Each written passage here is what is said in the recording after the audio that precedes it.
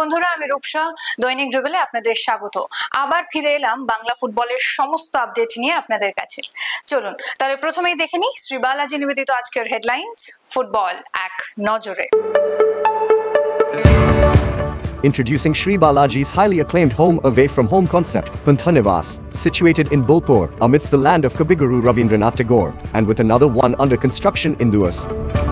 We are expanding our presence to Digha, Puri, and Ratchak. We are pleased to present luxury apartments and bungalows at an introductory offer price. In Bolpur, prices start from 21 lakhs onwards, while in Duas, prices start from 15 lakhs onwards. Sri Balaji, build with trust.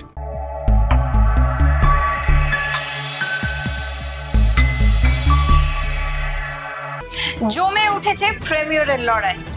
East বেঙ্গলের ষষ্ঠ বিদেশি hectare, মোহামেডানের নতুন investor. দ্বিতীয় ম্যাচেও হার east বেঙ্গলের। বাংলা দল গঠনের trial জেলায় জেলায়। কলকাতায় কর্পোরেট ফুটবলের আসর।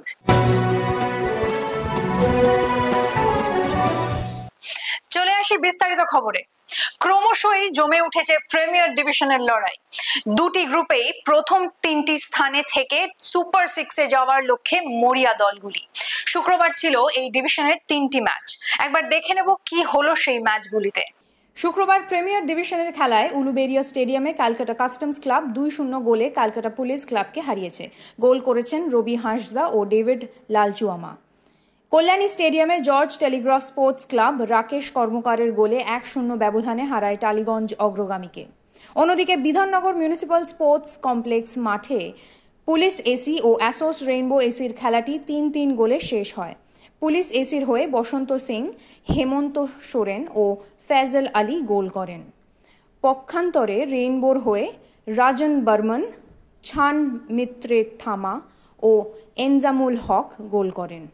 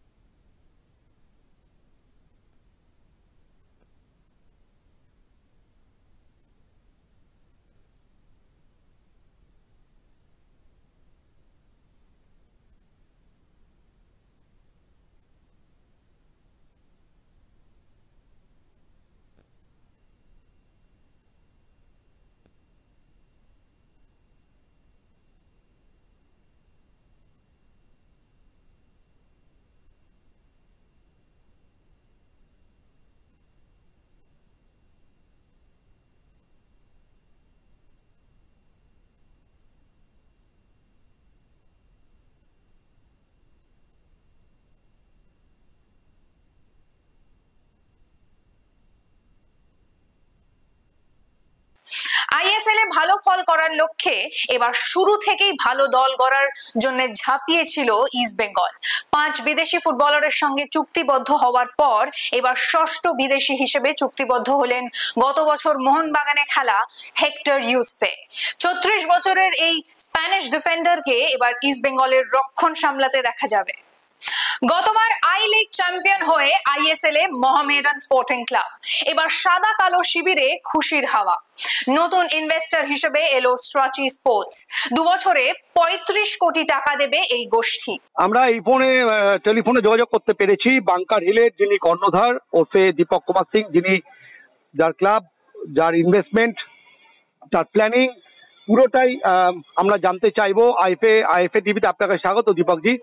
গতকাল সাচির সাথে আপনাদের যে একটা বোঝাপড়া হলো, একটা গুরুত্বপূর্ণ খুব ঐতিহাসিক একটা ডিল হলো, সেটা নিয়ে যদি আমাদের দর্শকদের কিছু বলেন দীপকজি। তো আইএসএল খেলার জন্য আমরা অনেকদিন চেষ্টা করছিলাম এটা কো ইনভেস্টর আনার জন্য। তো আমি বাংকার হিল আর সারাচি ইকুয়াল পার্টনারশিপে আমরা আইএসএল খেলবো। কিন্তু সবাই জানে ISL is a big budget team, অনেক এক্সপেন্স থাকে। তো সেই জন্য একটা ভালো টিম বানানোর জন্য একটা আমাদের অ্যাসোসিয়েশন হয়েছে। ওরা স্পোর্টসকে নিয়ে সারাচি স্পোর্টস অনেক প্যাশনেট। তো সেই জন্য আমরা ভেরি এক্সাইটেড টু ওদের সঙ্গে কাজ করতে। আরেকটা প্রশ্ন জিজ্ঞেস করবো, শেষ প্রশ্ন, মানে এটা দীর্ঘমেয়াদী চুক্তি আমরা জানি, কিন্তু কোনো টাকা পয়সা মানে কত কোটি টাকা তারা দেবেন বা কত বছরের জন্য সেরকম কি কিছু দীপকজি আমাদের যদি একটু আপনি আলোকপাত করেন? যেরকম বলছি নেক্সট 3 বছরে অলমোস্ট 100 CR ইনভেস্টমেন্ট হবে। তাহলে একটা চমক সামনে আইএসএল এ মোহামেডান স্পোর্টিং ক্লাব ওরফে বাঙ্কারিল এবং সাচির তরফ থেকে থাকতে চলেছে, এটা আমরা ধরে নিতে পারি, তাই তো দীপকজি? হ্যাঁ, দুজনে মিলেই আমরা এক হাত ধরে আইএসএল খেলব। অসংখ্য ধন্যবাদ আইএফএ টিভিতে, thank you so much. Thank you. চলে আসি পরের খবরে। প্রথম ম্যাচের পর দ্বিতীয় ম্যাচেও হার ইস্টবেঙ্গলের। শুক্রবার এভারটনের বিরুদ্ধে হেরে গেল তারা। Half has a chance. Try and get Everton's second half underway. It's a brilliant delivery, and he does just that. Speed. Out to Foster, low cross this time, and it's another ball in from the mic. Interesting about what they're thinking about before their set pieces. They've been very strong at them so far in this second 25, and they can be again. Wow! A ball, but there was still a 2-on-1 situation that they didn't deal with. Oh, and surely Graham makes it 4. Well, the right back on penalty taking duties, and it's a lovely penalty. In a penalty, maybe the ref was reluctant to give it. He felt he went down easily. Oh!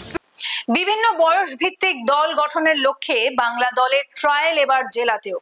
অনূর্ধ্ব 14 মহিলাদের trial অনুষ্ঠিত হয়ে গেল কৃষ্ণনগর স্টেডিয়ামে। মালদা, মুর্শিদাবাদ, নদিয়া, বীরভূম, পূর্ব বর্ধমান, হুগলি ও উত্তর 24 পরগনার মহিলা ফুটবলাররা এই ট্রায়ালে অংশ নিয়েছিলেন।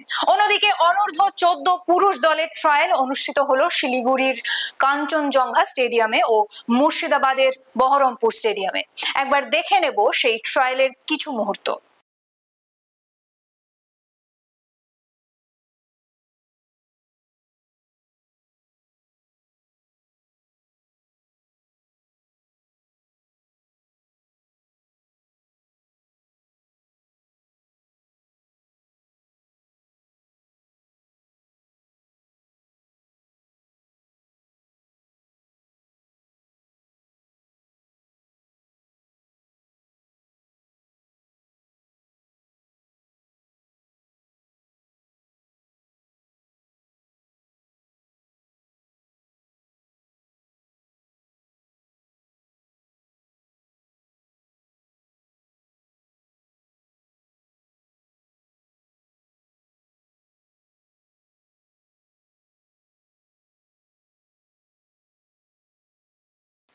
দ্বিতীয় বার্ষিক ক্রিক কর্পোরেট ফুটবল চ্যাম্পিয়নশিপ শুরু হতে চলেছে।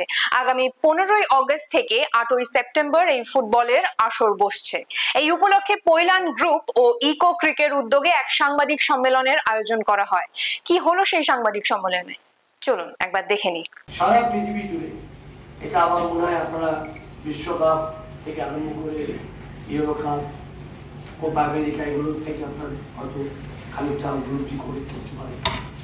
যাই হোক, এটা সত্যি বলছি, পৈলানের বারেবার এটাই মনে হয় যে এরকম ইনফ্রাস্ট্রাকচার কেন আমরা আরো অন্য কোথাও করতে পারি।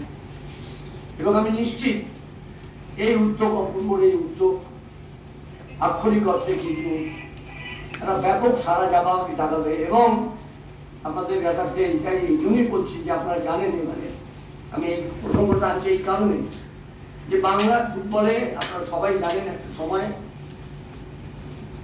আমাদের কতটা আধিপত্য ছিল। এই নয়, আপনারা ভাববেন না যে আমি আমাদের মিথ্যাচার করছি, আমরা সবসময় জিতেছি, সবসময় এসে জিতছি, আমরা ফাইনাল উঠেছি, মাল্টিকাপ ফাইনাল, না আমরা হেরেছি।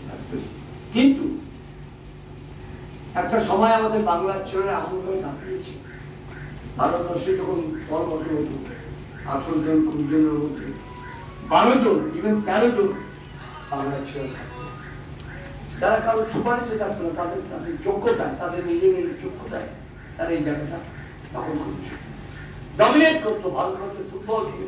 এবং আপনাদের কাছে বলি আবারও, কলকাতার ফুটবলের এমন একটা মাহাত্ম ছিল, এখানে আর অন্য খেলা সেখানে ছোট করছি না, আবার অন্যভাবে নেবেন না, যেমন অন্য খেলাকে, অন্য খেলার অন্য ইভেন্টকে এও করে আমি ফুটবলকে বড় করছি, তা নয়।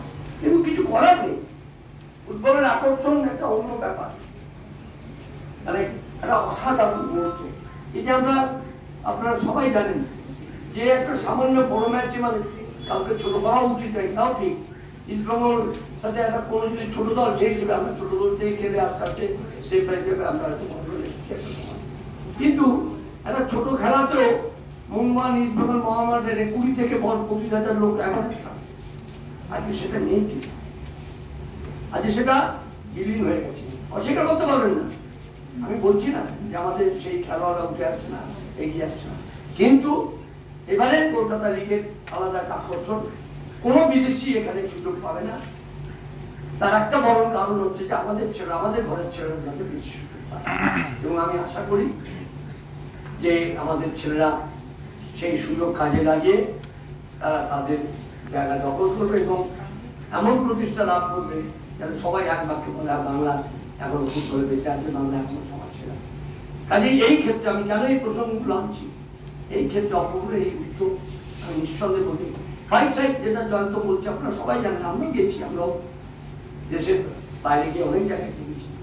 5 সাইড অদ্ভুত একটা মানে এই কম্পিটিশনটা ধারণা করা যায় এবং পৃথিবীর এমন কোনো খেলোয়াড় নেই, সেটা খেলোয়াড়রা সবই খেলায়, হয়তো অপশন নেওয়ার পরে তারা খেলে, অপশন নিতে খেলে।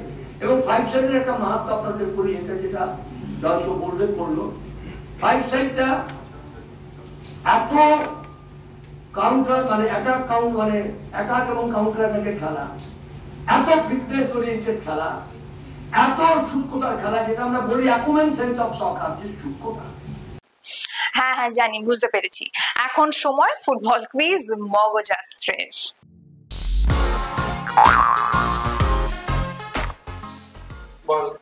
চলুন তাহলে প্রথমেই দেখে নিই গতকালের প্রশ্নের সঠিক উত্তরটি।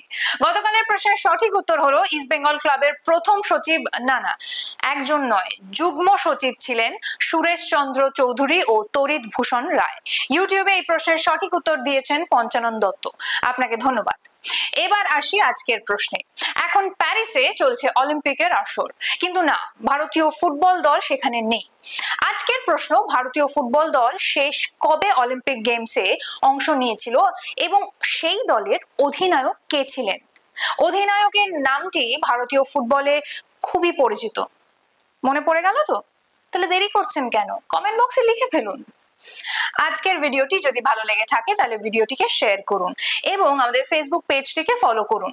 ফুটবলের এমন আরো খবরাখবর পেতে আমাদের ইউটিউব চ্যানেলটিকে সাবস্ক্রাইব করে ফেলুন এবং বেল আইকনটি প্রেস করুন। আজ তাহলে এখানেই শেষ করছি, আবার দেখা হবে আগামীকাল একটা নতুন পর্ব নিয়ে। শুভরাত্রি।